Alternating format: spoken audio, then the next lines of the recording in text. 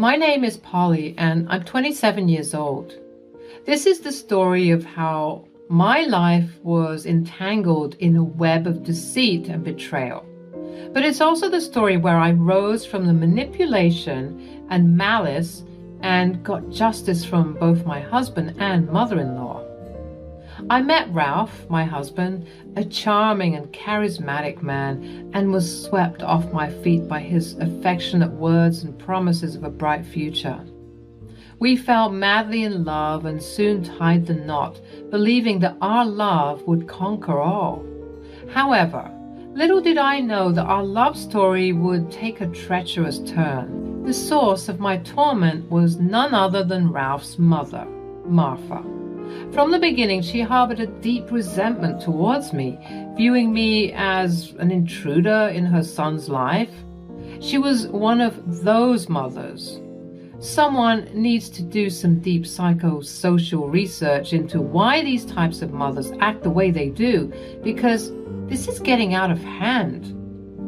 Ralph had been providing Martha with his entire salary for the past 7 years. Yep. He was one of those sons, leaving our own financial stability hanging by a thread.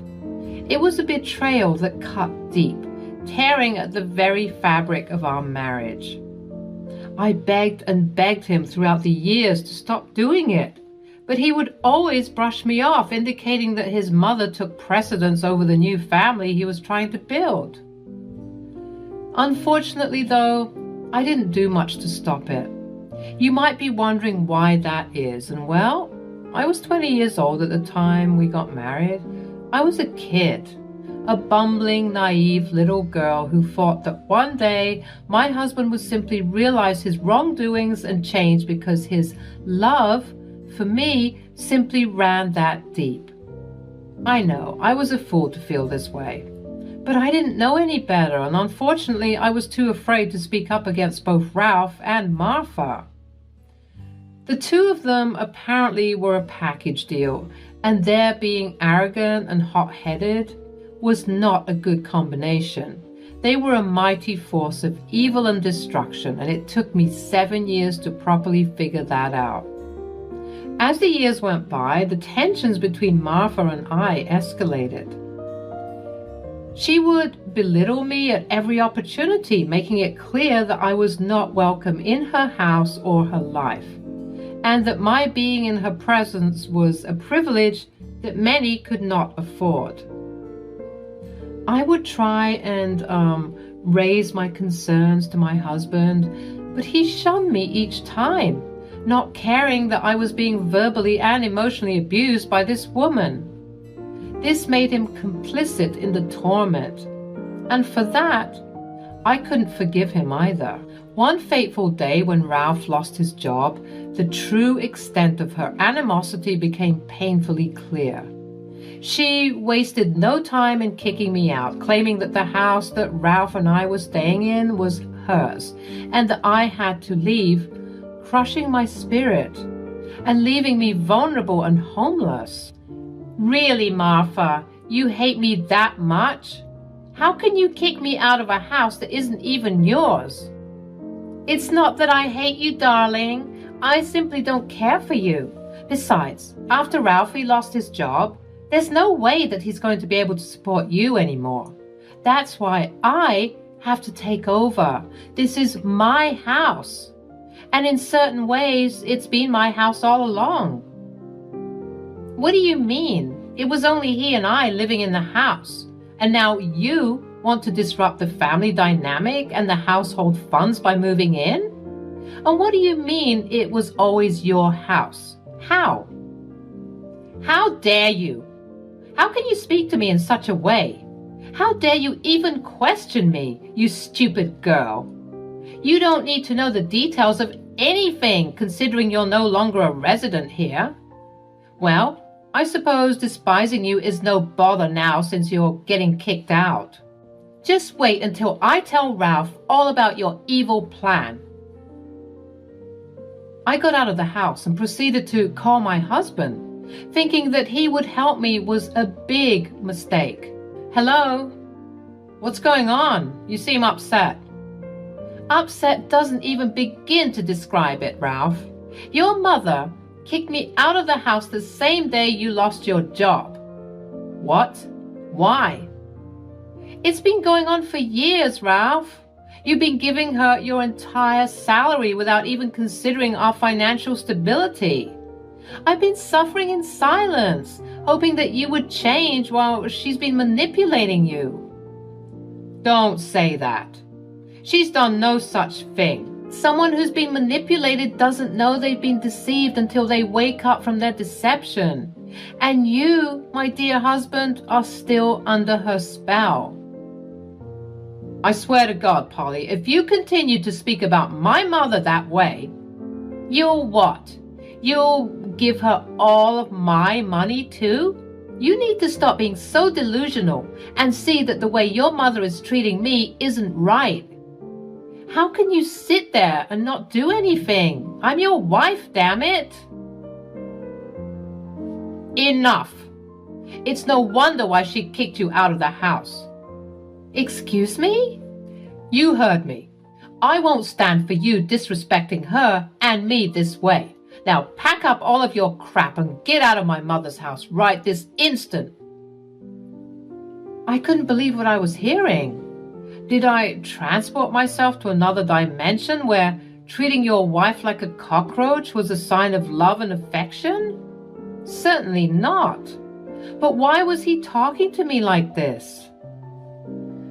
Without saying a word, I returned to the house to find a smirking Martha, laughing and showing off that her new house was all hers and that I was finally leaving her and her son alone. I thought it best to keep my mouth shut, and trust me, it took all the strength in my body to do so, and just pack my things silently so that I could leave without going to jail for what I might have done. As much as I was angry, I was also obviously hurt and confused. What sort of mother-in-law would treat her daughter-in-law this way? I sought refuge with a friend, nursing my wounds and gathering the shattered pieces of my life. The despair fueled a fire within me, a determination to seek retribution for the injustice I had suffered. I couldn't let Martha's actions go unanswered. I also couldn't let my stupid husband Ralph off the hook either. They both had to pay. My friend kept on telling me how I couldn't let these actions go unpunished. She was only fueling the fire further, and so I decided to return to the house to give that lady a piece of my mind.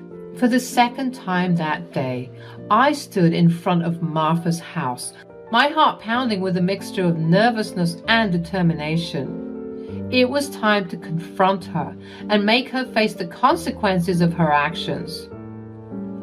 As I stepped inside, a wave of memories flooded over me. This house had been a place of pain, of manipulation, but very soon it would become a symbol of my victory. What are you doing here, Polly? You have no right to be in my house. Oh, I think you'll find that I do, Martha. After all, it was your actions that led me here. Martha's face contorted with surprise and disbelief. She had expected me to cower, to run away defeated. But little did she know I had found my strength. You think you could just waltz in here and take what you want? You're nothing but a leech, Polly. No, Martha. I'm no longer the timid woman you could manipulate. I've grown stronger, and I've had enough of your games. You used my husband's salary to build this house, and now it's time for me to take control. You're delusional if you think you can outsmart me. I've been manipulating people my entire life. Manipulation may be your specialty, Martha, but today the tables have turned. You underestimated me, just as you underestimated the power of a woman who has been pushed to her limit. As we engaged in a battle of words, the tension in the room grew palpable. This wasn't just a confrontation between two individuals. It was a clash of wills, a fight for justice. You may have won this battle, Polly, but the war isn't over. I'll make sure you regret this. We'll see about that, Martha. I've spent years living under your shadow, enduring your abuse. But today I'm reclaiming my life, my happiness, and my freedom. Your reign is over. Have the day you think you deserve. With those final words, I turned away from Martha, leaving her stunned and defeated. As I walked out of the house, a sense of triumph filled my heart. It was a small victory, but it was a step towards a future free from manipulation and pain. The road ahead would still be challenging, but I was no longer afraid. I had confronted my tormentor, and in doing so, I found my strength. I believe in the power of karma, and boy, oh boy, did I find something that I could use to my advantage. As I was leaving the property, I saw a couple of contractors hammering in a big red sign that said, "Auction," on my mother-in-law's front porch. Was she auctioning off the place? So soon? But why? This obviously piqued my curiosity, and considering what I knew about her shady business deals, her auctioning off the house might have been part of her ploy all along. What if she was trying to cover her tracks by selling the house? I returned to my friend and revealed the new information. She too thought that everything was just a bit too shady. But I was lucky to find her doing this because that was when I thought of the perfect revenge. I did some more research to confirm if Martha was indeed auctioning off the house, and it was true. She was holding an auction for it, and it was happening the very next day. This made my suspicions grow more and more. I knew that I had to sabotage it somehow and get to the bottom of whatever shady practice was going on. The next day, I stumbled upon an auction notice for Martha's house. It was a stroke of fate, an opportunity to turn the tables and regain control over my destiny. With a newfound sense of purpose, I meticulously planned my revenge. I studied the housing market, calculated the maximum bid I could afford, and prepared myself to confront Martha in the most unexpected way. Little did Martha know that I had risen from the ashes, transformed by the strength that adversity had bestowed upon me. I walked into the auction room, my heart pounding with a mixture of nervousness and determination. But of course, I was stopped by the people who had made my life a living hell for the past 7 years. "Oh, for the love of... What are you doing here? You're obsessed with us, aren't you? I told you not to be here. I'm still very upset with you." "Yeah? Well, the feeling is mutual, believe me. I'm here for the auction." They both gasped in unison. "Yep, I have every right to be here just like everyone else. So if you don't like it, then you can take it up with the police after I file a report for harassment." "Ha! You think that you can buy this house? You must be out of your mind, sweetie." "Should I kick her out, Ma?" "Don't bother. She's just embarrassing herself being here anyways. It's not like she can afford this place." "We'll see about that." We both stormed off to our designated locations, and Martha was glaring at me. I kept my composure, though, trying my best to fit in with the crowd. As the bidding began, I locked eyes with Martha, a glimmer of defiance and triumph shining in my gaze. The atmosphere in the auction hall was charged with anticipation. Bidders eagerly gathered, their eyes fixed on the stage where the prized house would soon be up for grabs. I stood there, my heart pounding with a mix of nerves and determination. "Ladies and gentlemen, we have an exquisite property on the market today. Up for auction is a beautiful mid-century modern house with a Ralph history. Let the bidding begin." As the bidding commenced, I played my cards strategically. Knowing Martha's shady financial past, I had discreetly leaked information about her alleged embezzlement, casting a shadow over the property's reputation. Potential buyers hesitated, unsure of the risk involved. It was my chance to strike. We have a bid of $200,000. Do we have any higher bids? Crickets.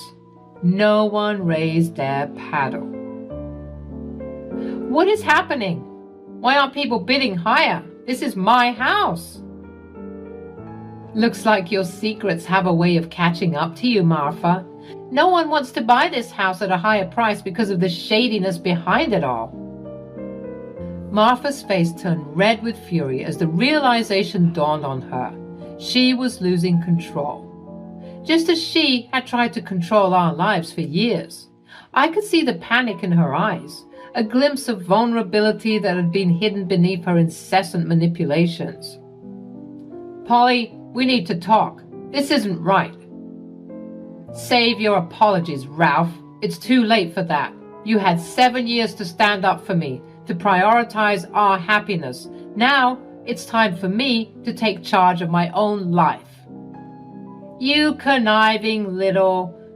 Save your insults, Marfa. Your reign of control ends here. This house will be a symbol of my victory, a reminder that I will no longer be silenced or cast aside. I put up my paddle, and the auctioneer said, Do I hear 300? 300,000, folks.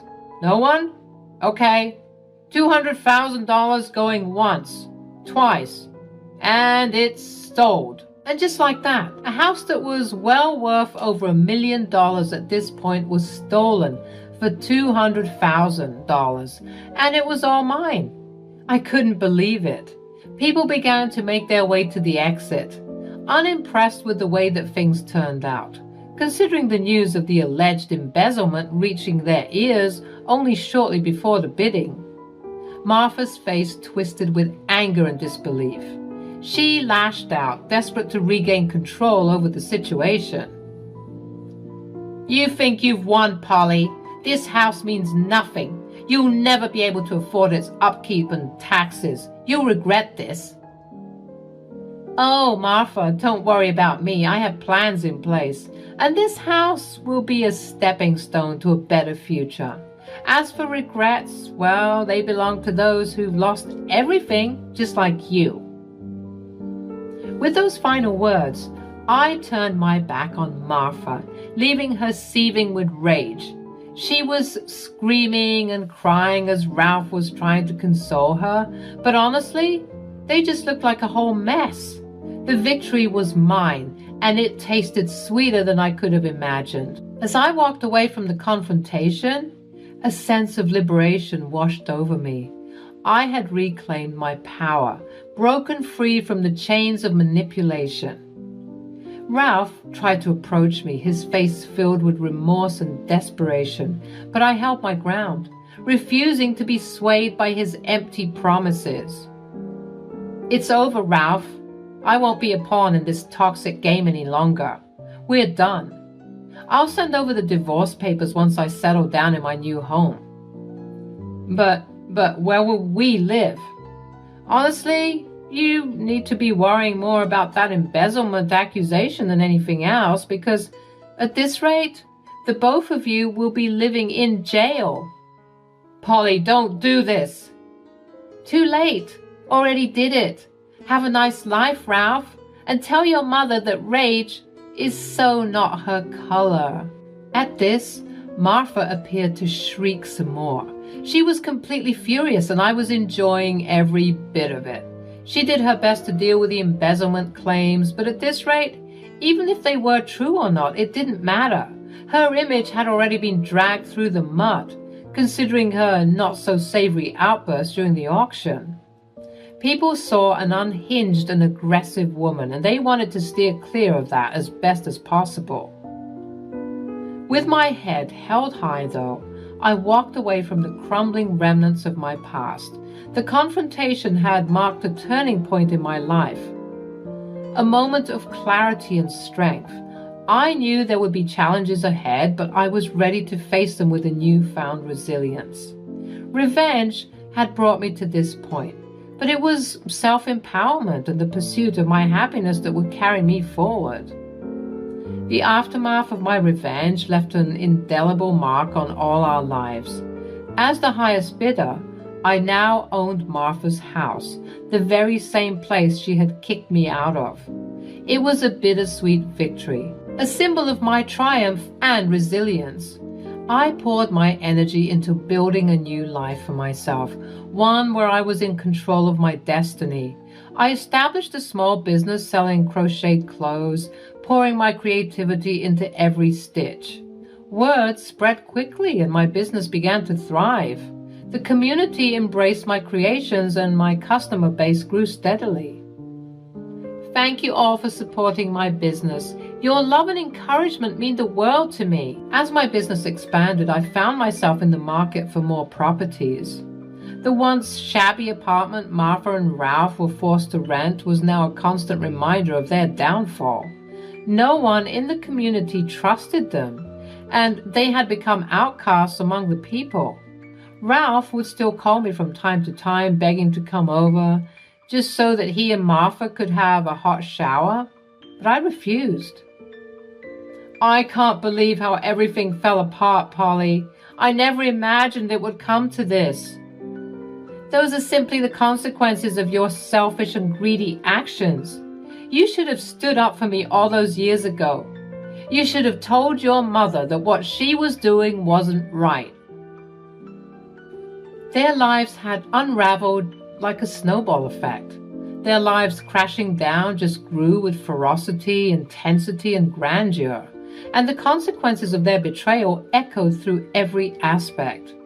They were on the brink of a trial that would further expose their aforementioned deceit, drawing more notoriety to their name. The weight of their actions bore heavily upon them, leaving them with a lingering sense of emptiness and increased frustration and malice. One day, she herself called me. I have lost everything, Polly. My son doesn't love me anymore. I've lost the community's trust. I'm left with nothing. You have to help me. The consequences of your choices have caught up with you, Martha. But this was never solely about revenge. It was about seeking justice and reclaiming my power. I hope that you get everything that you deserve, be it good or bad. The community rallied behind me, offering support and admiration for my resilience, which also brought in more customers to my business. Through my success, I found a newfound understanding of my own strength and determination. The sense of closure I had yearned for was finally within my grasp. As I gazed upon the properties I now owned, I realized that revenge had propelled me forward. But it was my perseverance and resilience that brought me true fulfillment. The past had shaped me, but it would no longer define me. With each passing day, I embraced the beauty of my journey, leaving the shadows of betrayal behind.